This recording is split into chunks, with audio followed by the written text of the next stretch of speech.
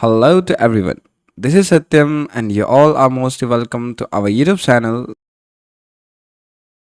So, in this particular video, we are going to learn about indentation in Python programming language.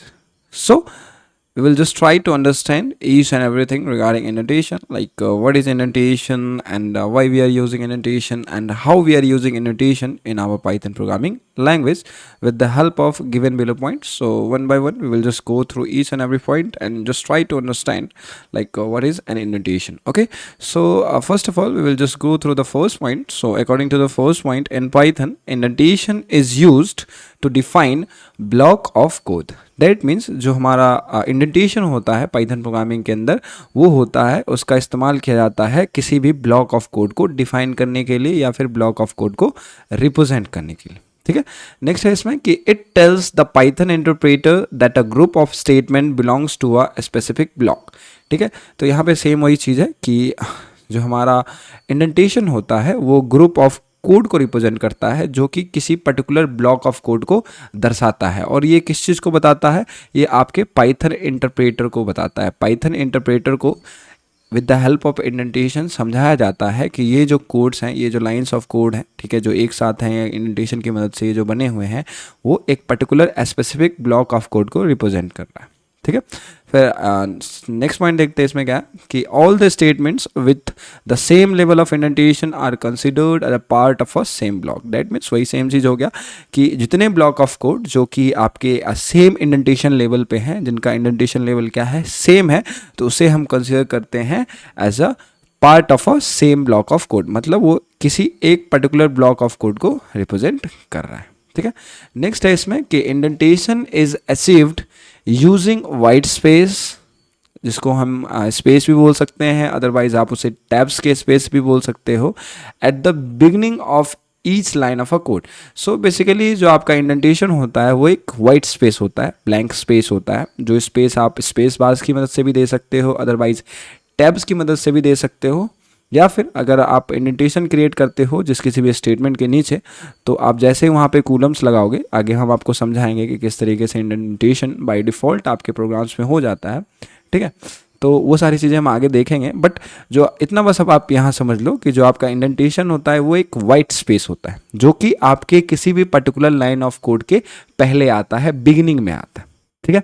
Next है इसमें कि many other programming languages like C, C++ or Java were using braces to define a block of code. ठीक है.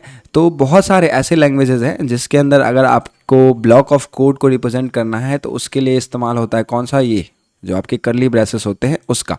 But Python uses indentation to define a block of code. But Python programming जो है आपका वो use करता है indentation का किसी भी ब्लॉक ऑफ कोड को रिप्रेजेंट करने के लिए या फिर डिफाइन करने के लिए. ठीक है. तो बाकी जो C++ हो गए या फिर C हो गया या फिर जावा हो गया, तो इन सभी प्रोग्राम्स के अंदर आपके ब्लॉक ऑफ कोड को रिप्रेजेंट किया जाता है with the help of curly braces. And Python programming के अंदर ब्लॉक ऑफ कोड को रिप्रेजेंट किया जाता है किसकी मदद से? इंडेंटेशन की मदद से. नाउ नेक्स्ट हम लोग देखते हैं नेक्स्ट पॉइंट इसमें क्या है कि without in proper indentation the program will throw an indentation error. ठीक है. तो इंडेंटेशन बहुत इंपॉर्टेंट है. ठीक है. जब कभी भी आप स्टेटमेंट्स लिखते हो तो स्टेटमेंट्स के अंदर अगर आपको ब्लॉक ऑफ कोड को लिखना है तो उसके लिए आपको इंडेंटेशन वहाँ डालना पड़ेगा. अगर आप इंडेंटेशन प्रॉपर नहीं डालते हो अपने प्रोग्राम के अंदर तो आपका जो कंपाइलर है वो आपको एरर शो करेगा और वो एरर होगा आपका इंडेंटेशन एरर. डेट मीन्स आपने सही तरीके से इंडेंटेशन प्रोवाइड नहीं किया है अपने प्रोग्राम के अंदर. ठीक है. फॉर एग्जाम्पल समझो the body of if for while def class etc must be indented. ठीक है. तो जो आपके जैसे अभी आप आगे पढ़ोगे कंडीशनल स्टेटमेंट, इफ एल्स वगैरह जो होता है, या फिर आगे आप लूप्स पढ़ोगे, फॉर लूप, वाइल लूप, या फिर आगे फंक्शंस वगैरह पढ़ोगे तो डेफ फंक्शन होता है जिसकी मदद से आप फंक्शन को डिफाइन करते हो, क्लासेस के बारे में पढ़ोगे. तो इन सभी चीज़ों में आपको ब्लॉक ऑफ कोड देना पड़ता है. ठीक है. इंडेंट ब्लॉक एक आपको देना पड़ता है और इंडेंट ब्लॉक को लिखने के लिए आपको इंडेंटेशन लगता है वहाँ पे. अगर आप वहाँ इंडेंटेशन नहीं लगाते हो तो आप इंडेंट ब्लॉक को नहीं लिख पाओगे. अगर आप बिना इंडेंटेशन के इंडेंट ब्लॉक को लिखते हो तो वो आपका पाइथन जो इंटरप्रेटर है वो उस चीज़ को एक्सेप्ट नहीं करता है. ठीक है. तो ये सारे एग्जांपल्स हो गए जहाँ पे आपका इंडेंटेशन इस्तेमाल होता है. नेक्स्ट है इसमें आप एग्जांपल्स के थ्रू समझो कि कैसे इंडेंटेशन आपका क्रिएट होता है।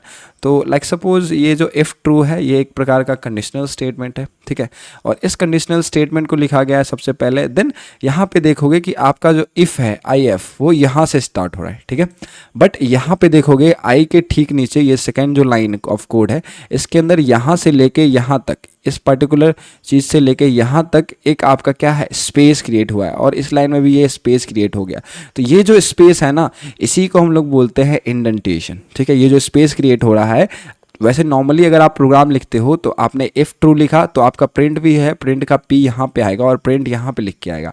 बट जब कभी भी आप यहाँ पे किसी पर्टिकुलर स्टेटमेंट के अंदर कोई ब्लॉक ऑफ कोड को लिखना चाहते हो तो उस चीज़ के लिए आपको इंडेंटेशन की आवश्यकता लगती है। उस चीज़ के लिए आपको इंडेंटेशन देना पड़ता है ताकि आपका जो ब्लॉक ऑफ कोड है वो रिप्रेजेंट हो सके किसी भी पर्टिकुलर स्टेटमेंट के लिए आपके प्रोग्राम्स के अंदर, ठीक है।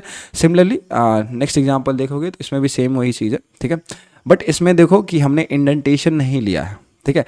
इसमें देखो इफ़ ट्रू लिया है, फिर यहाँ पे हमने इंडेंटेशन नहीं लिया, ठीक है, सीधा हमने प्रिंट हेलो लिख दिया, फिर प्रिंट वर्ल्ड लिख दिया। प्रिंट वर्ल्ड में हमने इंडेंटेशन लिया है, बट इस वाले पर्टिकुलर लाइन ऑफ कोड के अंदर हमने इंडेंटेशन नहीं लिया है। तो अगर आप इस प्रकार के कोड को लिखने की कोशिश करते हो अपने प्रोग्राम्स के अंदर तो आपको एरर शो होगा, और एरर में आपको शो होगा इंडेंटेशन एरर, और आपके कंपाइलर पे लिख के आएगा एक्सपेक्टेड एन इंडेंट ब्लॉक, ठीक है। तो इस प्रकार का एरर शो होगा कि आपको जो है अपने स्टेटमेंट के नीचे आपको एक इंडेंट ब्लॉक प्रोवाइड करना पड़ेगा, ठीक है।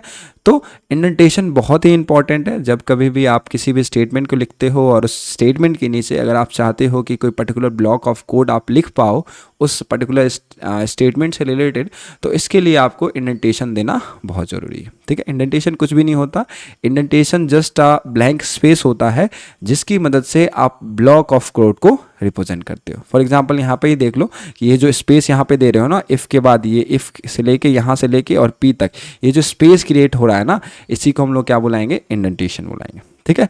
और यहाँ पे देखो ये जो दोनों लाइन ऑफ कोड है, ये दोनों लाइन ऑफ कोड ये इस पर्टिकुलर स्टेटमेंट के अंदर है, ठीक है। तो ये दोनों ब्लॉक ऑफ कोड है वो इस पे डिपेंडेंट है। अगर ये वाला कंडीशन सही होगा तो ये दोनों एग्जीक्यूट करेगा, ठीक है। तो ये सारी जो चीज़ें हो पाती है वो हो पाती है with the help of indentation. Indentation he show करता है कि ये दोनों जो आपका ब्लॉक ऑफ कोड है वो क्या है, इस पर्टिकुलर प्रोग्राम के इस पर्टिकुलर स्टेटमेंट के अंदर है, ठीक है। तो ये सारी चीज़ें आपका जो कंपाइलर है तभी समझ पाएगा जब आप प्रॉपर इंडेंटेशन प्रोवाइड करोगे अपने प्रोग्राम के अंदर, ठीक है। सो आज की वीडियो के लिए इतना ही बस। आज की वीडियो में हमने जाना कि पाइथन प्रोग्रामिंग के अंदर इंडेंटेशन क्या होता है और इंडेंटेशन को हम किस तरीके से अपने प्रोग्राम में यूज़ करते हैं, ठीक है। So thank you so much for watching this video and do like share and subscribe. Thank you so much.